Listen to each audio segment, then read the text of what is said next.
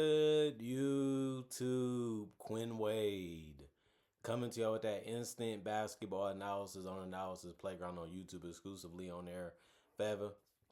And of course, we're going to talk about how those New York Knicks, without Jalen Brunson, found a way to get it done against the Indiana Pacers, 136 to 110. Pacers go to 15 and 54 and 5 and 30 on the road. The Knicks go to 45 and 25 and 25 and 9 at home. The Knicks won the season series though, 3-1. No surprise there. They ended up winning the first quarter 38 to 34, the second quarter 34 to 30, the third quarter 33 to 27, and the fourth quarter 31 to 19. Both teams did a good job scoring the basketball a lot when it came to their starting lineups. The Knicks and the Pacers, all their starters scored in double figures. We're going to talk about the Pacers first. Jarris Walker, 32 minutes. He played real well. 16 points, 6 of 14 from the field. 2 of 5 from 3, 2 of 3 from the free throw line. Got some good paint catches. Was able to space out the floor and hit some shots. He also had 5 rebounds, 5 assists, but he did have 5 turnovers. Was doing a little bit too much. Was trying to be a little too creative. Didn't really work out for him sometimes because of that. He did have one person foul and was a minus 24 and plus minus. If he could Zubac, he wanted to get deep in that paint and just make the easy shot after that. He did. He went 5 of 10, though, from the field, and he did make his free throw. So he finished with 11 points. He did have 7 boards. That ended up being the most on the team. I can see him doing that a lot more in the future. He also had 1 assist, no turnover, a steal, and 2 blocks. 2 blocks was the most in the starting lineup. He was the only guy to get a steal in the starting lineup. He did have 3 offensive boards. 1 personal foul was a minus 21 and plus minus. TJ McConnell, 20 minutes. He ended up getting 10 points and went 5 of 10 from the field. He missed his only shot, which was a 3. He missed his only 3-point shot. He did have 10 assists, so he had a double-double. I feel like they play better when he's out there because he knows how to get his own shot, know how to keep them getting theirs, while also being a threat to move around the court to give everybody a chance to break free. He did have 2 turnovers, 2 offensive boards, 2 personal fouls, was a minus 12 and plus minus. Aaron E. Smith, he wants to move without that basketball and find a way to get open to shoot threes. Well, he finished 4 of 6 from 3, 5 of 8 from the field for 14 points in 24 minutes. He had 1 rebound, no turnover, 1 personal foul, was a minus 14 and plus minus. Kobe Brown played 31 minutes. He ended up having 13 points. He went 5 of 8 from the field, 3 of 6 from 3. He did have 5 rebounds. He also had 2 turnovers, 2 personal fouls. It was a minus 35 and plus minus. So a good game for him. And then Obi Toppin, 18 minutes, 15 points. He went 6 of 8 from the field, 3 of 5 from 3. Made the open shots, made the drive. So he ended up having the best offensive performance off the bench. For the Pacers, he did have 3 rebounds, 3 assists, 1 turnover, 3 personal fouls. It was a plus 8 and plus minus. Jalen Lawson played 22 minutes. He ended up going 2 of 7 from the field, 2 of 5 from 3, and 2 of 2 from the free throw line. That's an okay game. He finished with 8 points, and he also had a rebound and 3 assists. That's why, because he also got 3 steals and 2 blocks, and those are big things when the game was close at that time. He did have 2 personal fouls and was a minus 7 and plus minus. Jay Huff, he ended up playing 22 minutes. He ended up getting some drives and a nice dunk in this one, but he did go 0 of 4 from 3, finished 3 of 8 from the field for 6 points. He got 1 rebound, 2 assists, 2 turnovers, a steal, and 1 block. So he did a little bit of everything in this one. He also had 2 personal fouls. It was a minus 5 and plus minus. Ben Shepherd, he ended up playing 17 minutes. He had 7 points. He went 3 of 3 from the field, 1 of 1 from 3. So he hit the wide open looks that he was able to get from his teammates. He also had 5 boards, which was the most off the bench. He also had 1 assist, no turnovers, and 2 steals. 2 offensive rebounds out of the 5. No personal fouls, and was a minus 6. And plus minus. Quentin Jackson, 18 minutes, 7 points. He went 3 of 6 from the field, 1 of 3 from the 3-point line. He missed his only free throw.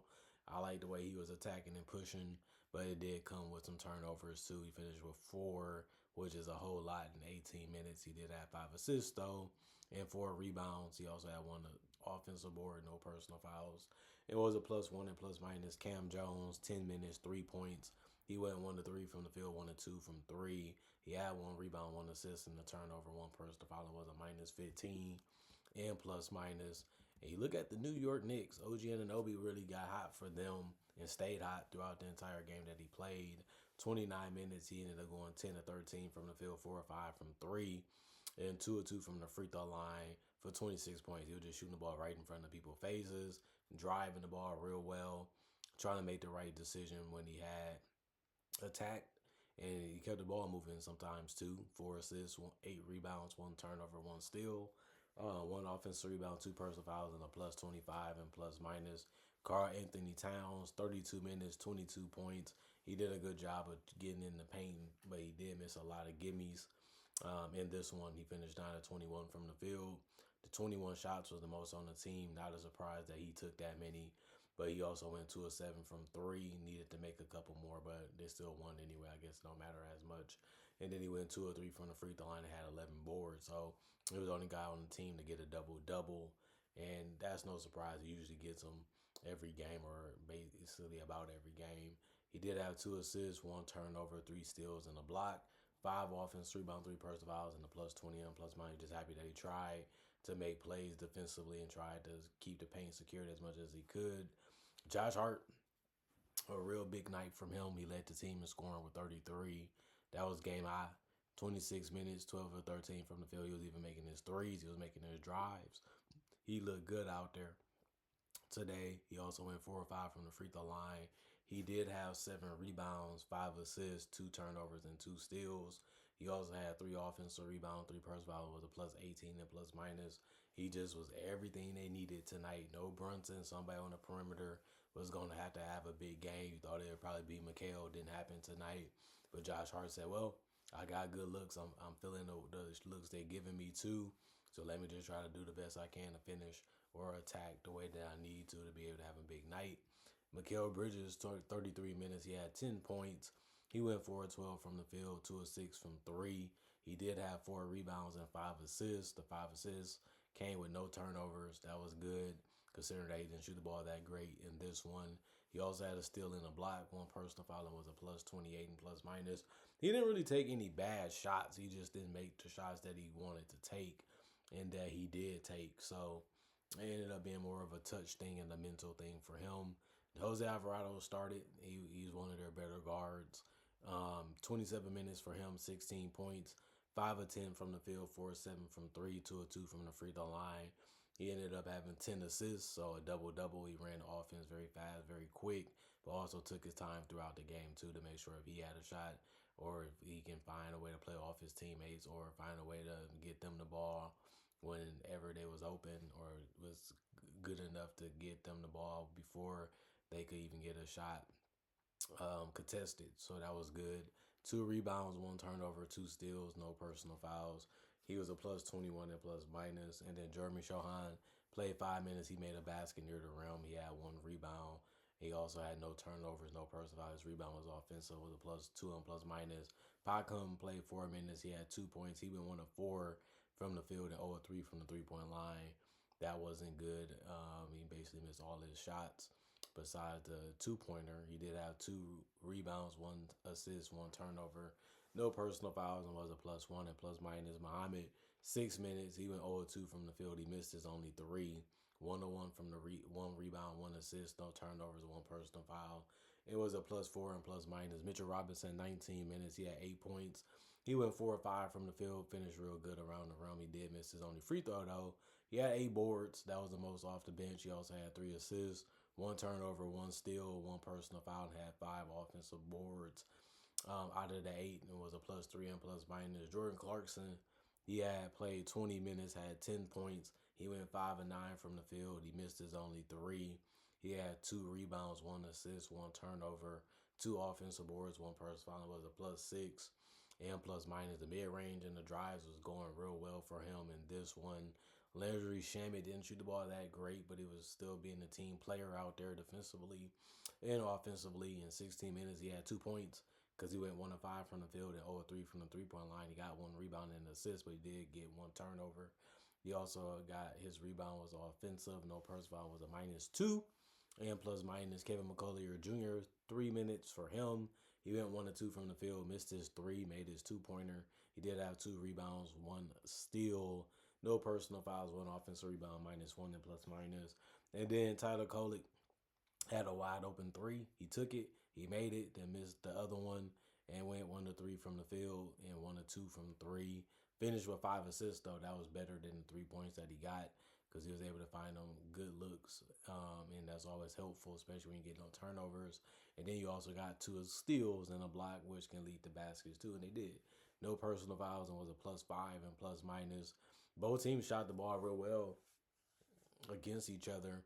The Knicks, they shot 54% from the field, but they did take 100 shots, while the Pacers took 15 less. They took 85 and shot 52%. 41 3 pointers taken by the Knicks, they shot 44%. 38 by the taken by the Pacers, they shot 46%, or 45% from three.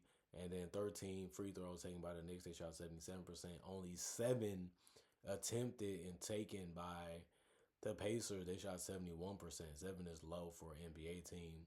49 rebounds for the Knicks, only 36 for the Pacers, 13 difference. 38 assists from the Knicks, 31 from the Pacers.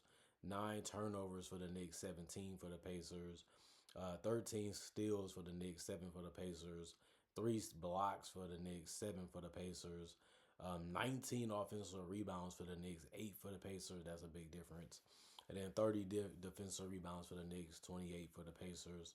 And then 12 personal fouls for the Knicks, 15 for the Pacers.